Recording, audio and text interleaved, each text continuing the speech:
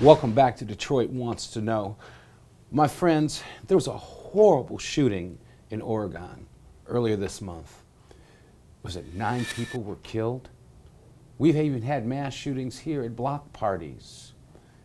Then you have Columbine. You have all these things where people are coming out and shooting. This has caused our president to come with a knee-jerk reaction, and some of our other legislative leaders with a knee-jerk reaction saying, we need more gun control, tighter gun control. My friends, in the U.S. Constitution, we are granted the right to bear arms. And I disagree with enhanced gun control, disagree with it totally. My guest this segment is Tom Watkins from the Detroit-Wayne County Mental Health Authority.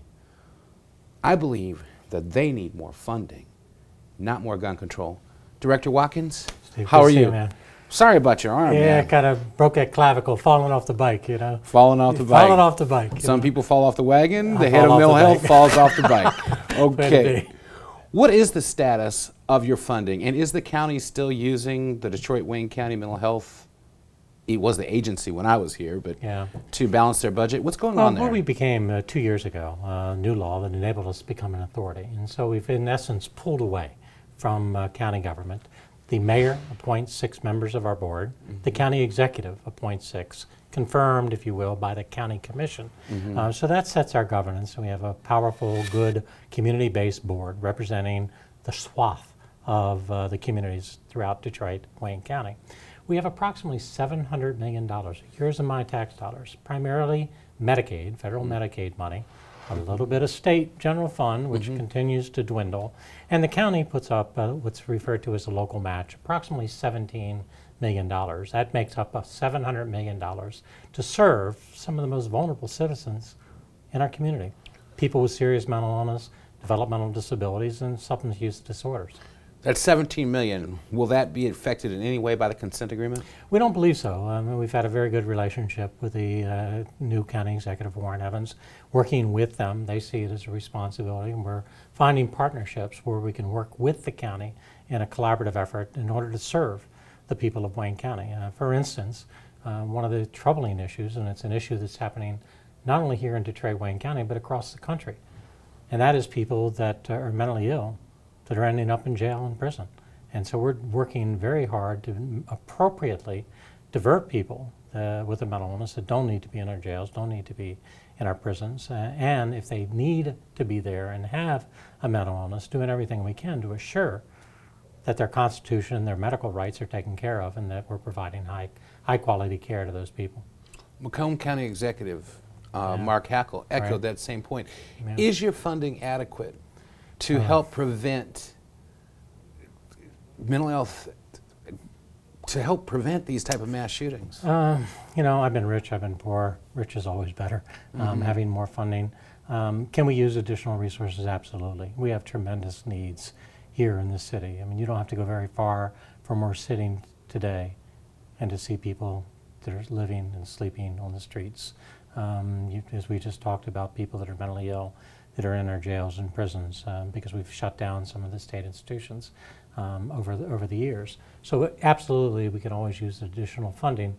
And the appropriateness of it too is making sure that we have greater flexibility, because oftentimes with Medicaid funding or Healthy Michigan, Obamacare, the Affordable Care Act, it's very prescribed what we can use those funds for. Our general fund and our local funds become greater flexibility. And so somebody, you know, may be $500 over the Medicaid limit. Well, they're not eligible for Medicaid, but they certainly need help. They make $17,000 a year, and the cutoff is $16,500. It doesn't negate the fact that they don't have the health care, the mental health care that they need. So having additional resources with greater flexibility would go a long way to meet the needs of our community. October is Mental Health Awareness Month. Are you doing anything special for that month? Well, we do a number of things. What you're doing today, and I want to commend you for it, is educating the people. People with serious mental illness are not those people. There are brothers or sisters or mothers or fathers, somebody that's sitting next to us at our place of worship that is hanging out with us, having a good time down on the river during the summer. These are part of our community. We know with the appropriate diagnosis and treatment recovery is, in fact, possible. I've witnessed, Steve, what high-quality mental health means in my own family.